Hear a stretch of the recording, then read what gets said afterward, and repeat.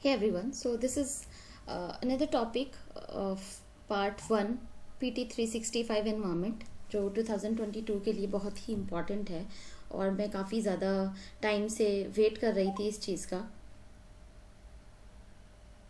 तो इसीलिए I was thinking so we will talk about human caused net positive radiation focusing cause and accumulation of additional energy heating in the climate system, क्योंकि जो सूर्य से जो भी heat आती है वो हम ज़्यादा एब्जॉर्ब कर रहे हैं और जो रेडिएशन है वो कम हो रहा है, उसकी वजह से ग्लोबल वार्मिंग बढ़ रही है या फिर आप कह सकते हो कि टेम्परेचर बढ़ रहा है, जो ग्लेशियर्स हैं वो पिघल रहे हैं और आर्कटिक और अंटार्कटिक में जो भी आप कह सकते हो बर्फ़ के जो पहाड़ हैं वो पिघल रहे हैं, उसकी वजह से ओशंस का जो लेवल है वो बढ़ रहा है, समुद्र सी लेवल बढ़ रहा है, तो वो काफ़ी एडवर्स कंडीशन होती जा रही है। यही मैंने रिप्रेजेंटेशन किया हुआ है कि ग्लोब में पृथ्वी आर्कटिक रीजन ऊपर की साइड है नॉर्दर्न हेमिस्फीयर में और अंटार्कटिक है सदर्न हेमिस्फीयर में।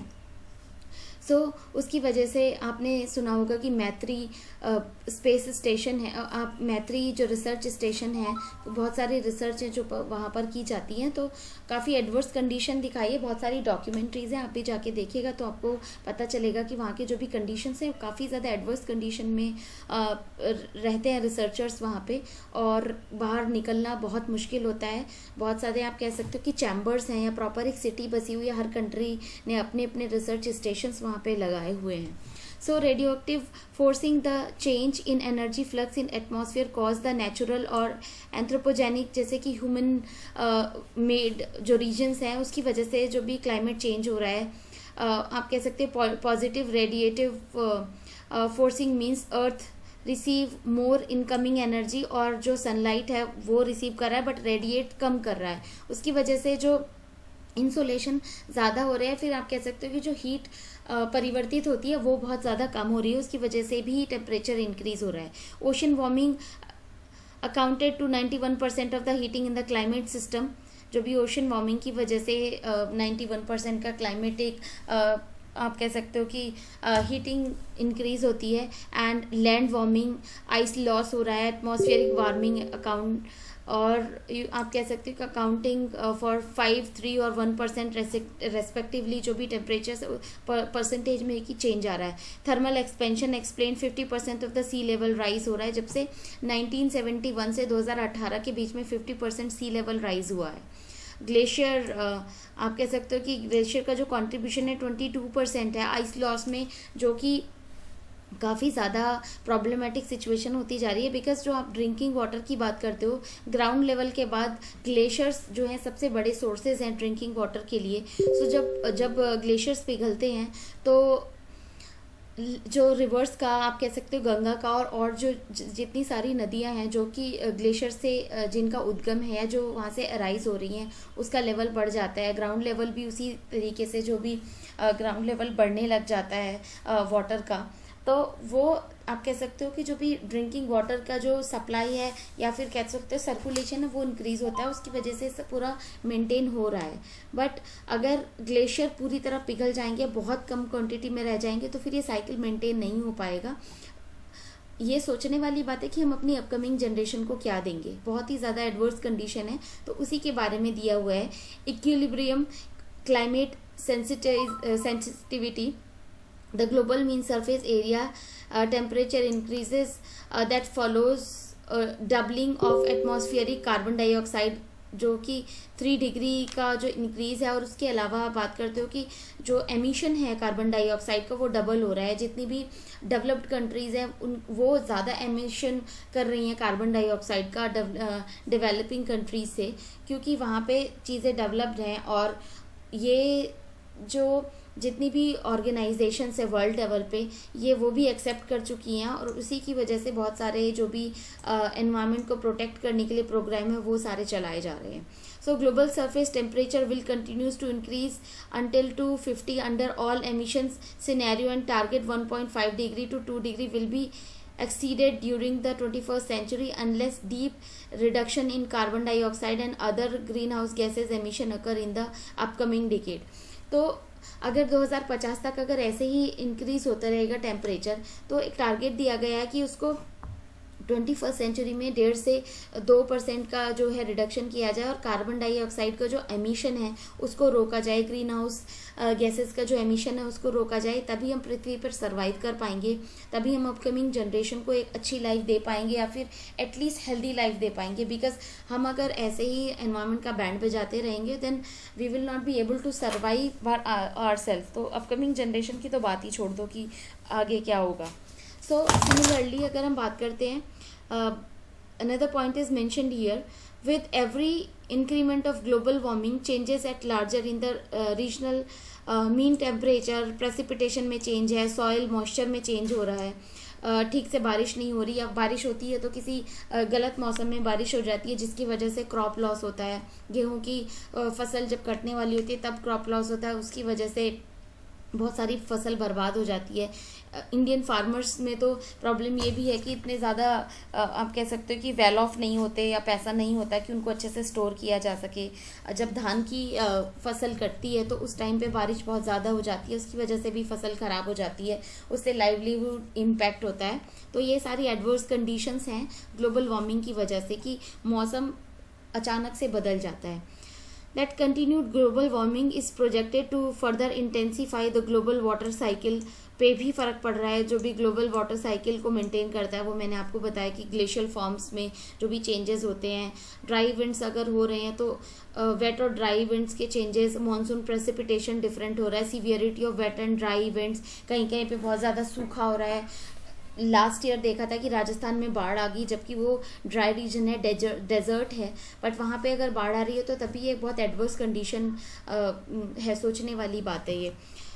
So this increase the CO2 emission and the ocean and carbon sink will become less effective and absorption of the CO2 from the atmosphere, क्योंकि CO2 का अगर absorption अच्छे से नहीं होगा, हम कहते हैं कि पेड़ और फॉरेस्ट जो हैं लंग्स हैं पृथ्वी के, अगर वो एमिशन को अच्छे से एब्जॉर्ब कर पा रहे हैं CO2 को और कार्बन जो ऑक्सीजन है उसको रिलीज करें एटमॉस्फेयर में, तब जाके वो बैलेंस बनता है। लेकिन अगर ऑक्सीजन का बैलेंस नहीं बना पा रहे और हम एमिशन बहुत ज़्यादा कर रहे हैं कार्बन डाइऑक्साइड का, उसकी वजह से भी बहुत ज़्यादा प्रॉब्लम हो रही है।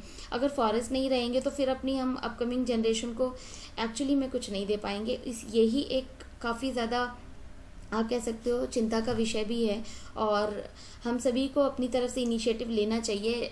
ये ज़रूरी नहीं है कि गवर्नमेंट ही इनिशिएटिव ले, हम पॉलीथीन का यूज़ कम कर सकते हैं, जितने भी प्लास्टिक प्रोडक्ट्स हैं उनका यूज़ कम कर सकते हैं। मार्केट में जाते हैं तो अपना जूट का बैग लेके जाइए, अपने जो भी कपड़े के थैले वगैरह होते हैं वो लेके जाइए, साइकिल यूज़ करिए। आप हमेशा ऐसा नहीं होता कि आप बाइक और स्कूटी से आसपास के एरिया में जाए, पैदल भी जा सकते हो, हेल्थ के लिए भी अच्छा रहेगा। हम लोग बैठे रहते हैं तो उसकी वजह से भी वेट इंक्रीज़ हो रहा है। So these are very very critical conditions people are facing now A days.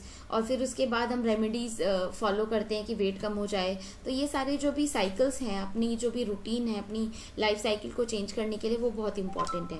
Many changes due to past and future green house gases emissions are irreversible, specially changes in the ocean, ice sheets and global sea level. Because ये दोबारा नहीं बनेगा, हज़ारों सालों का process है जो कि ओशन में जो आइस शीट्स बनती हैं और उसके बाद बहुत ज़्यादा प्रॉब्लमेटिक सिचुएशन हो। So this was the topic. उसके बाद है climate information to risk assessment and regional adaptation. Regional adaptation का मतलब यहाँ पे है कि आप कितनी चीज़ों को कैसे अडेप्ट कर रहे हो, which is mention here. multiple climatic impact drives are projected to change in all region of the world, with changes being more widespread 2 degree compared to 1.5 degree global warming। तो क्योंकि जैसे पहले जो इंक्रीज था 2 degree का हो रहा है, so उसको रिड्यूस करके एटलीस्ट 1.5 तक लेके आना ग्लोबल वार्मिंग के सिनेरियो में। And climatic impact drives are physical climatic system conditions, जैसे मीन इवेंट्स या फिर एक्सट्रीम कंडीशंस को कह सकते हो मिड लेवल में। So that affects an eminent of society और इकोसिस्टम को बहुत ज़्यादा इम्पैक्ट कर रहा है। हम ये नहीं समझ पा रहे हैं कि उसके अलावा लो लाइवलीहुड आउटकम्स होते हैं उसकी वजह से। क्योंकि आप देखो, अगर सपोज करो कि पॉलीथीन एनवायरनमेंट कंडीशन की वजह से बैन हो रही है, बहुत सारा अनएम्प्लॉयमेंट इंक्रीज होगा, सारी फैक्ट्रीज होंगी वो बंद हो जाएंगी। बट उसके अलावा कुछ ऐसी चीज़ें हैं जैसे पेपर बैग्स का आजकल काफ़ी चलन हो गया है। आप मॉल्स में जाओगे तो आपको रिसाइकल्ड, आपको जैसे बिग बाज़ार में जाते हो तो कपड़े के बैग मिलने लगे हैं, तो बेटर है कि आप वहाँ के कपड़े के बैग ना लेके अपने घर से लेके जाइए। और चीज़ों में जो अनएम्प्लॉयमेंट इंक्रीज हो रहा है उसको कंपनसेट करने के लिए जो भी गवर्नमेंट प्रोग्राम चला रही है, जैसे बैग बनने लगे हैं आजकल, तो जो भी रिसाइकल्ड चीज़ें हैं उसमें ज़्यादा इंक्रीज कर सकते हैं, लाइवलीहुड इंक्रीज होगा उसकी वजह से। इसी जैसे आइस शीट्स डिसरप्ट हो रही हैं, या फिर कह सकते हो कि ग्लेशियर मेल्ट हो रहा है, और उसकी वजह से हम अपनी जो भी अपकमिंग जनरेशन है उसको काफ़ी हार्म कर रहे हैं। सस्टेनेबिलिटी में प्रॉब्लम हो रही है, चीज़ें हम सस्टेन नहीं कर पा रहे, तो ये सारी चीज़ें हैं रिस्क इंक्रीज कर रही हैं। Extreme conditions, extreme events arise हो रहे हैं रेगुलरली। सो ये सारी जो प्रॉब्लम्स हैं ये हम खुद से राइज कर रहे हैं, और गवर्नमेंट इस पे पैसा लगा रही है, बट हमारी खुद की ड्यूटी बनती है as an Indian citizen, and we are the part of the world, we have to save earth also. So ये सारे प्रॉब्लम्स को हमें खुद से देखना चाहिए कि ये हमारे घर की प्रॉब्लम है और हम उसमें कॉन्ट्रीब्यूट कितना कर सकते हैं। उसके अलावा रीजनल फाइंडिंग फॉर इंडिया की बात करते हैं। Heat waves and humid heat stress will be more intensive and frequent during the 21st century overall. South Asia में जो सबसे ज़्यादा हीट 21st सेंचुरी में हुई है। उसके अलावा both annual and summer monsoon precipitation will increase during 21st century. Enhanced interannually variability, increase in the precipitation and river flood increase हो रहा है, क्योंकि उसकी वजह से, क्योंकि जो साइकिल है ना वो ही मेंटेन नहीं हो पा रहा।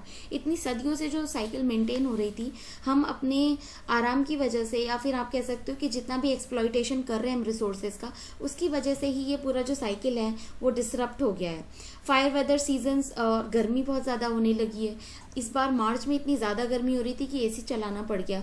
तो ये सारी चीज़ें जो हैं ये हमारी एक्टिविटीज़ की वजह से ही हो रहा है। और फ्यूल का जो चीज़ मैंने बताई कि फ्यूल के लिए इतना कॉस्टली होता जा रहा है fuel, but still we are not ready to reduce the consumption of fuel. और उसके अलावा कार की इतनी ज़्यादा सेल हो रही है, बहुत ज़्यादा, कहीं पे भी जा रहे हैं तो हमें कार से ही जाना है, या फिर स्कूटी से जाना है, बाइक से जाना है। साइकिल यूज़ करना ही बंद कर दिया हमने, अपने बच्चों को साइकिल देना बंद कर दिया है। आजकल छोटे बच्चे हैं वो चलाते हैं, उसके बाद जब 10th के बाद से बाइक देने लगे हैं। तो ये सारी चीज़ें ना हम अपने लिए ही प्रॉब्लम क्रिएट कर रहे हैं। सिमिलरली अगर आपके हिंदू कुश रीजन में या हिमालयन रीजन में जो भी ग्लेशियर्स थे और जितने भी आइस कैप्स थे वो कंटिन्यूसली मेल्ट हो रहे हैं, CO2 का एमिशन बहुत ज़्यादा बढ़ रहा है, उसकी वजह से जो भी हीट आइसोलेशन इंक्रीज हो रहा है, और जो मेल्टिंग है बहुत स्पीडली मेल्ट हो रही है, CO2 का एमिशन बहुत ज़्यादा हो रहा है। रीजनल मीन सी लेवल कंटिन्यूसली राइज हो रहा है। जैसे मालदीव्स की बात करते हैं, मालदीव्स को अलार्मिंग सिचुएशन है वहाँ के लिए कि मालदीव्स कुछ सालों में या फिर 1 या 2 डिकेड में डूब जाएगा। सोचिए कि जो लोग वहाँ पे रहते हैं उनका लाइवलीहुड है, वो लोग कहाँ जाएंगे। जो टूरिज्म सेक्टर है, हम हर जगह पे जाते हैं और वहाँ पे गंदगी फैला के आ जाते हैं, अपनी रिस्पॉन्सिबिलिटी नहीं समझते। This is really very alarming situation for all of us. Coastal erosion हो रहा है, और आप कह सकते हो सुनामी जब आता है तो हम मैनग्रूव्स को काट रहे हैं। जैसे वेस्ट बंगाल में इतने ज़्यादा मैनग्रूव्स को, कितने आई थिंक बहुत बड़ी कंडीशन, पिछली बार जो अपडेट्स आई थी, पिछली बार की PT 365 में पढ़ा था कि हज़ारों किलोमीटर का मैनग्रूव्स को डिस्ट्रॉय कर दिया है, जबकि वो अगर सुनामी या कोई भी साइक्लोन आता है तो उससे हमें प्रोटेक्शन मिलती है। So this was all about these updates and isolation है, इंसोलेशन है, और उसके अलावा जो भी रिपोर्ट्स थी उसके बारे में दी गई है। सो नेक्स्ट हम बात करेंगे एमिशन गैप रिपोर्ट की। So till then revise this PT 365, काफ़ी ज़्यादा इम्पॉर्टेंट है ये, और जितना जल्दी इसको कवर कर सकते हैं उतना जल्दी हमें कवर करना चाहिए, बिकॉज एग्ज़ाम बिल्कुल सर पे है और इसका रिवीजन बहुत ही इम्पॉर्टेंट है, बिकॉज जो करंट अफेयर है बहुत ज़्यादा इम्पॉर्टेंट रोल प्ले करता है। Please share and subscribe the channel with your friends who are not having enough time and they can just double की स्पीड पे they just open the soft copy और उसके बाद वो रिवाइज कर सकते हैं, जो भी अपडेट्स हैं वो इजीली बता सकते हैं। That is really important. Till then, take care. Thank you so much. Study very hard.